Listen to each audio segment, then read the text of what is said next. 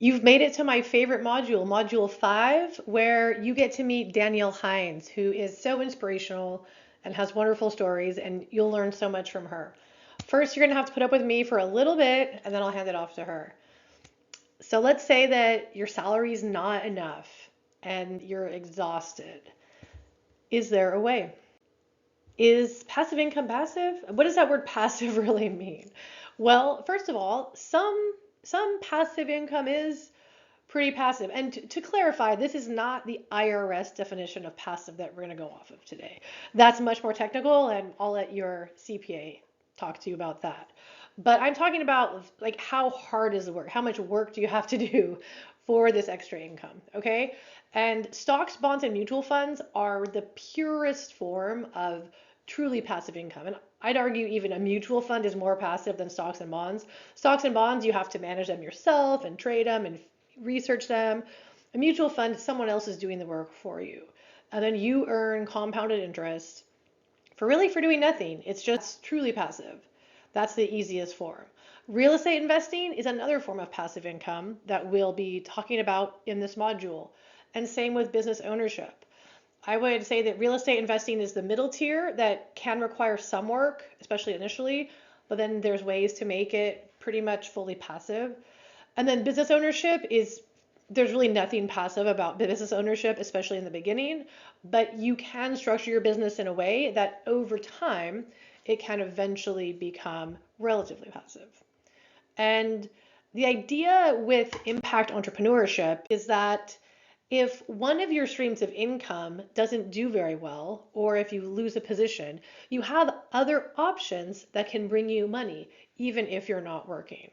So, for example, let's say you do have a W-2 income job and then you lose that. Well, if you also have a rental property and a business, then you could temporarily live off of that other income while you look for a new job. Or if you have a disability, or if you need to go on a sabbatical, which we'll talk about later. So having multiple streams of income adds a lot of security to your plan. And I feel like this is the area that is often overlooked by service-driven people because as service-driven people, we tend to have W-2 roles more often instead of business roles.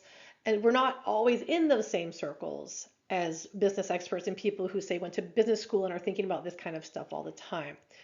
One thing that you probably have heard of is the concept of a side hustle. And I would say that the last thing a service-driven professional needs is to hustle anywhere. And so the way that I want to talk about entrepreneurship is trying to think about doing it in a way where you're not hustling.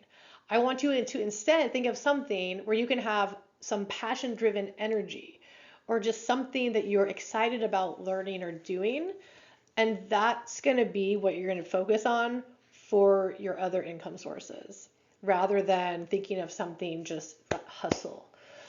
The other part about the multiple income streams, as we mentioned in module 1, is that you get tax breaks. That's huge. So you can, even if your business loses money the first several years, you get those tax breaks against your W-2 income. And then it adds all that financial security like I just discussed. And I'm going to give you permission just to think bigger. All right, so should you follow your passion for this business? Well, it depends. Coming back to the not ikigai diagram, if you find something that happens to, where you have passion and mission and it's what the world needs, it's something you're good at, something you love, and you can be paid for it, great, go for it. But you don't have to have all those things. Even if it was just what the world needs and you can be paid for it, well, that's a business. So if, on this diagram, it says, oh, it's just a vocation. Well, okay, but if you make it into a business and then you also have a W-2 job where you're making this tremendous difference, the idea of this not ikigai diagram is that you don't have to put so much pressure on your career. And so if you have a business that just makes you extra money and that's all it does, that is fine because that can just make it a little easier to stay in your service-driven role that maybe doesn't quite pay as much. All right, so we're gonna get beyond W-2 income. In this presentation, I'm gonna talk about how to do real estate investing on a teacher salary And then Danielle is going to talk about how to do impact entrepreneurship in Birmingham's civil rights district. The reason that I'm choosing real estate investing right now in May of 2024 is that it is a hard time to buy a house now. And sometimes it seems like real estate investing is just so far off or it is unattainable. But I'm here to tell you that it's absolutely attainable. And hopefully, by seeing what it's like to get into real estate investing while you're single and on a teacher salary, if I could do it, really anyone can do it. When I was 26, I didn't think that I cared about money. I just cared about my students and surfing and, making the world a better place. But then I went to this overnight getaway for teachers, and there was an investment presentation. And it was the first time that I had ever heard of compounded interest. And I was kind of blown away that I had never heard of it because, as a science teacher, I like graphs. And so I'm looking at the graph, thinking about how time is such an important part of compounded interest, thinking, why am I just now learning about this? And then same thing for the concept of the Roth IRA, this tax-free growth you can get that I had never learned about, even though I had been working since I was 14 and I was 26. That's 12 years of tax-free compounded interest that I could have gotten. So that was this real light bulb moment. I just started diving in to different books. And Rich Dad, Poor Dad was the one that I happened to read that really opened my eyes the most is to being a business owner. And so he talks about real estate and business ownership and how to obtain that. But today I think there's even better books. One of my very favorite books is We Should All Be Millionaires by Rachel Rogers. Her story is fabulous, and she's great because if you have any excuse, it's like she's been there. And so she's really good at, showing how to invest despite the odds. And then the psychology of money is great. It talks a lot about how, why we say we're going to do one thing and then we do another. Okay, so getting a house on a teacher salary, I'm not going to pretend like it's just so easy. It actually requires quite a few things. One, it requires a lot of patience. When I read that book, it was about 2004, I think. And so at that time, the market was going up and up and up really fast. Prices were very high, especially for a teacher salary, especially in Seattle. And so definitely waiting is a big part of it. So the question is, does it take money to make money? Well, you've got to be patient. If you don't have a lot of money, like if you're on a teacher salary and you're single, yeah, it's not going to happen overnight. You've got to save. And that's where some of the other modules like intentional income can come in. So the other thing is the credit score, which we talked about in module 3. You've got to be ready with your credit score. And then luck. So where did luck come in? And then where is opportunity? And I think it's important to recognize that when you have, patience and a good credit score and luck, that's when you'll have an opportunity presented to you. And then if you've had education, then you're ready to seize the opportunity. Because you could have patience, credit score, and luck, but then if you don't know what you're looking for, you're not even going to see the opportunity. The opportunity was the housing crash. And I was in a position to buy. And even then I waited because, I had never bought a house, and 2008 was scary when everything crashed. And so even though I'm like, yeah, I should really buy, it took me a while to get on board. And then finally, the luck piece, besides the crash itself, there was an $8,000 tax credit if you were a first-time home buyer. And so that was enough to push me over the edge to be like, oh yeah, I'm going to do this. And so that was that a unique time? Yes. Will there be another giant crash with an $8,000 tax credit? I don't know.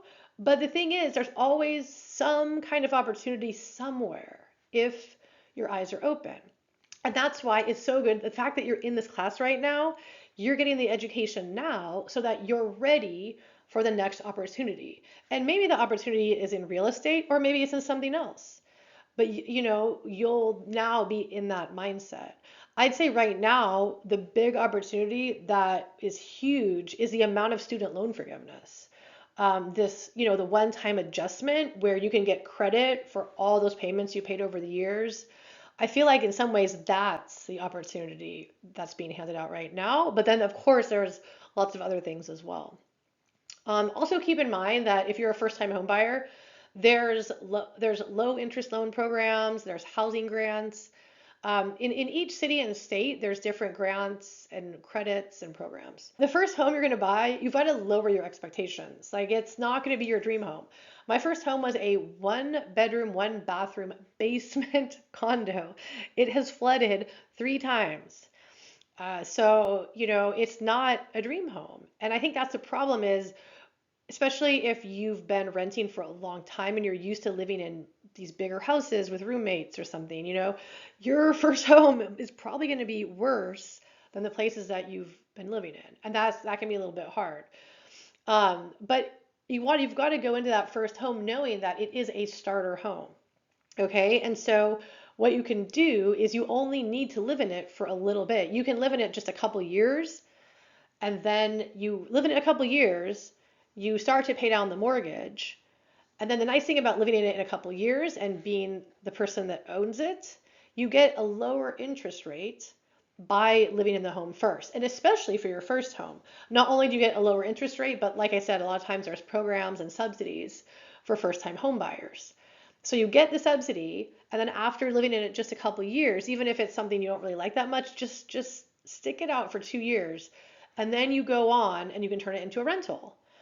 And then once it's rental, it's potentially instant cash flow, but sometimes, depending on how good of a deal you got on the home and the interest rate, it might not always be cash flow right away, but at the very least, you're getting the tax breaks. So even if it breaks even, the benefit that you're going to get is, even if you're not getting instant income from it, you're getting a tax break every year. So you'll get money back at tax time. And also you're getting someone else who's paying down your mortgage. So long term, you have an asset that's appreciating. Someone else is paying the mortgage and you're getting tax breaks. Okay, all that combined, that is huge. And so even having just one rental property and adding that for diversification can make a big difference in your financial plan. Other options, if you don't want to go from resident to renter host, because as you may decide that you need to live in your home more than 2 years. Maybe there's not another house to buy, or maybe interest rates have gone up and you can't leave your home. Some options are, you can always, I call it a slow fix and flip. That's where you just fix it up over time. That's what my husband and I do because my husband is handy. And so when we sell homes or turn them into rentals, they always look way better than when we first started because that's what he does on the weekend. He likes to fix things up. And then you can also just rent out a room, and that could be a room that already exists, or you could build a room and rent it out. You could also build an accessory dwelling unit known as an ADU. You're going to buy your home.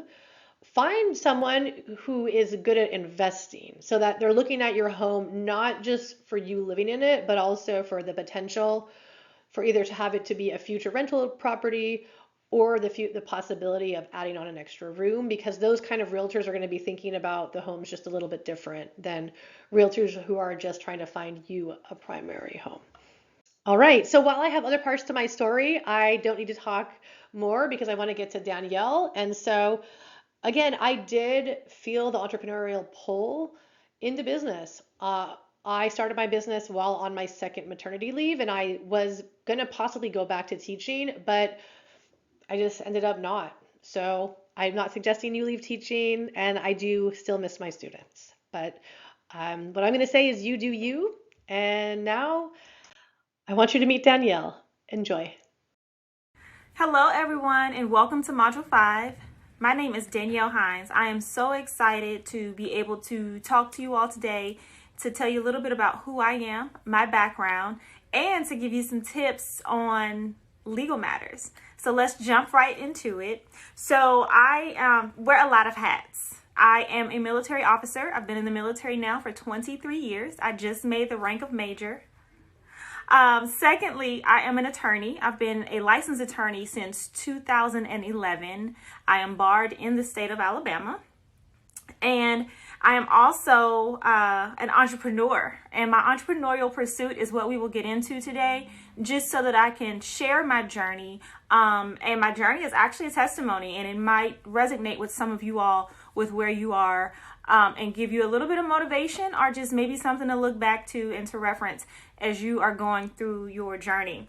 And then finally, I became an investor, a landlord, a property owner, on top of these multiple businesses that I do own. So that's just a little bit about me. This picture here that you guys see on this slide is actually me in front of my most recent pursuit, which is a co-working space located in Birmingham, Alabama. And those are our virtual offices. We have 244 small businesses that operate out of our location. So let's talk about entrepreneurship. So one of the things that we tell people all the time is that entrepreneurship is really a tool that you can use for financial security. And so I learned law via law school, and then I also have a LL.M, which is an employment law. So I have a specialized practice as it relates to employee matters, which also bleed into entrepreneurship.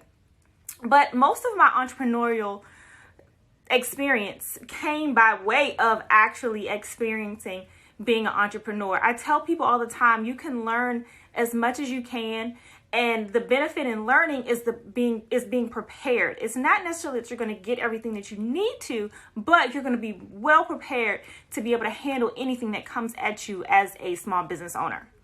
So my first business was called Party Boutique Kids.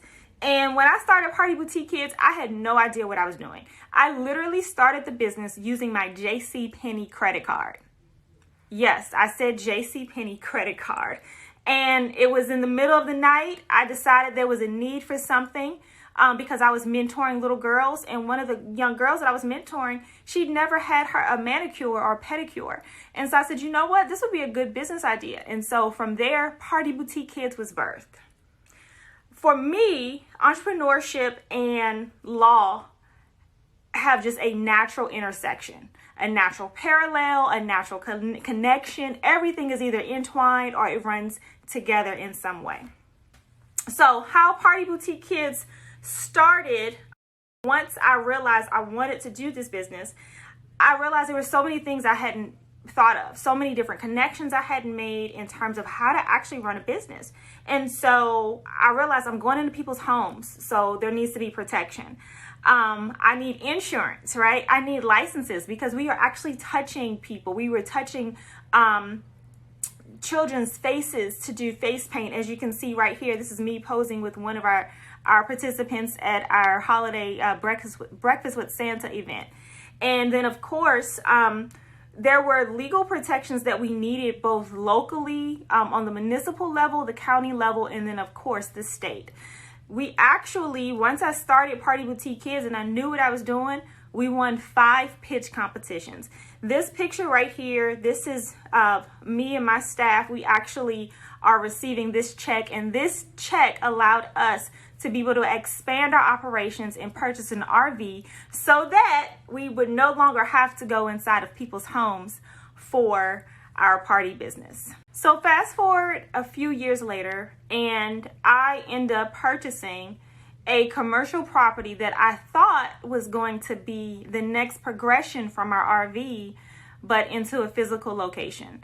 And what happened was I was able to buy a commercial property from one of my mentors. Her name was Helen Shores Lee, and her father was the attorney to Dr. Martin Luther King.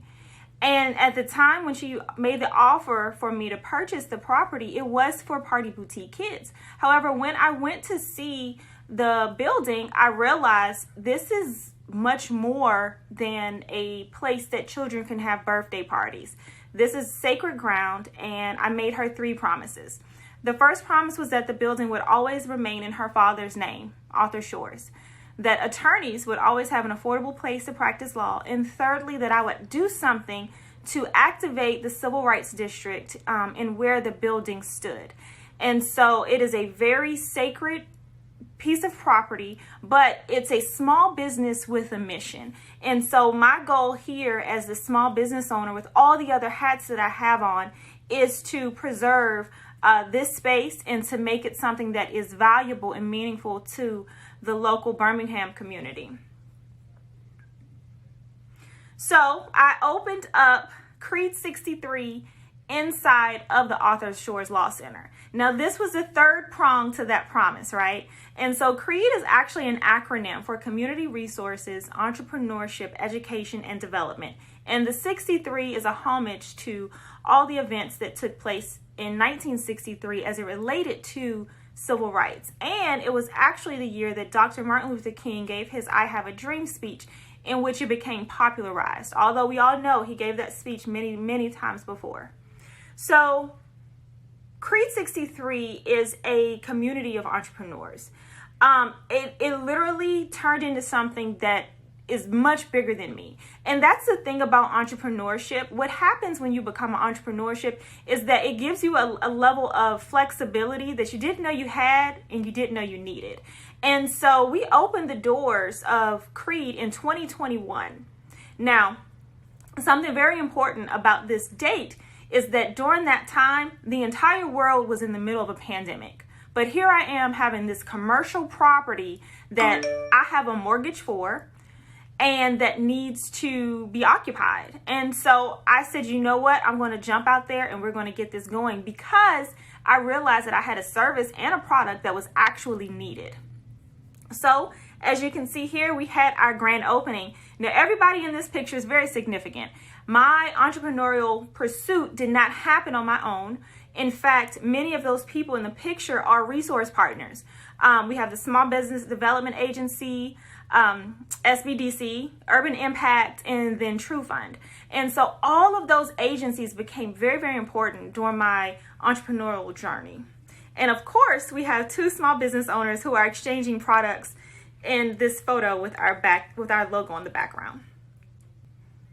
All right, so let's switch hats and get into risk mitigation. So a lawsuit can happen at any time. And as a lawyer and advisor to many of our small businesses here at CREED, I always tell people you want to do what you can on the front end to mitigate any potential loss to your business, loss of business, or even a lawsuit.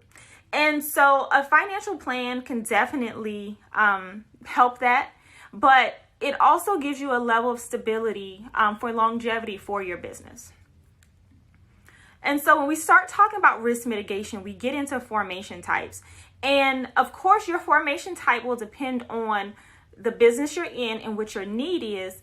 But the most common in the United States is an LLC. An LLC just stands for limited liability, right? Which means that you are allowing the business to be its own entity. You are allowing the business to be separate and aside from you. That business has its own EIN number, which I'll tell people all the time. Think of that as your social security number for the business. And think of your business as a child, right? As a baby, something you have to grow, you have to allow it to get nurtured, and it needs to be protected.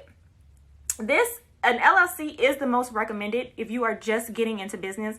It has a very low entry barrier, and it is something very, very easy for small businesses to be able to maintain as they are becoming entrepreneurs. So there is a term of art that we use in the legal community that small business owners are using as well, because as lawyers are giving them that education, and the term is piercing the corporate veil. So piercing the corporate veil is essentially just, think of your LLC as a bubble, okay? And that bubble has this veil around it. Well, the idea is that if you do anything within your personal life that kind of intersects into your business, it allows an attorney or someone who is pursuing action against you to say that they can pierce the veil of protection that you've placed around your small business. So it is very important that as you set up your formation type, that you are very careful about how you keep your business and your personal life separate. But the best way to start that is with the proper formation type. So how do you keep it separate? Well, you can do a couple of things, right? You can be sure that you maintain a separate business bank account.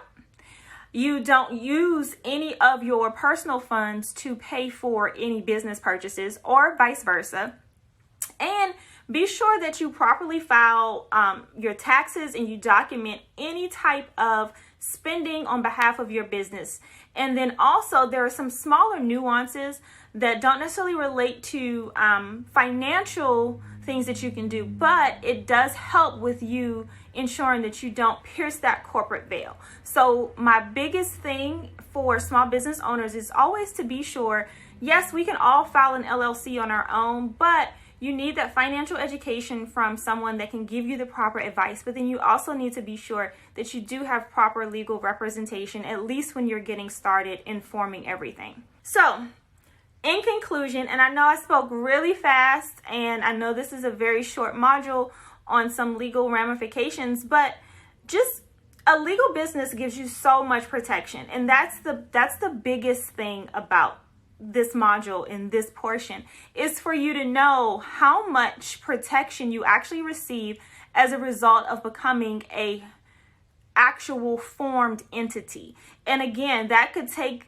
on as an LLC, that can be a S Corp or a C Corp, but just be sure that you get out of the mode of sole proprietorship, because you lose a lot of the protection that you would be able to get if you were under one of these formed entities. So a legal business gives you income, right? Security. It mitigates risk. It allows you to make an impact. And it functions as a part of investment diversification, right? All right. So I know I've talked about a couple of things, particularly action steps. I know I mentioned a formation. I know I mentioned getting a bank account. I know I mentioned making sure you keep good records and notes and keeping those things separate. But do those things one at a time, right? Be sure you try to start out the best way possible, okay? Be sure that as you are forming any corporation that you have, LLC, S Corp, C Corp, that you have your annual meeting with yourself, because you are a member, and you can have a meeting, as silly as it sounds, with yourself as a single member LLC. But be sure that you practice good bookkeeping habits. And remember, this is a marathon. It's not a sprint. Being a small business owner, it takes a lot of grit. It takes dedication, courage, and commitment. And I congratulate each and every one of you for getting this far along in this course. Don't stop.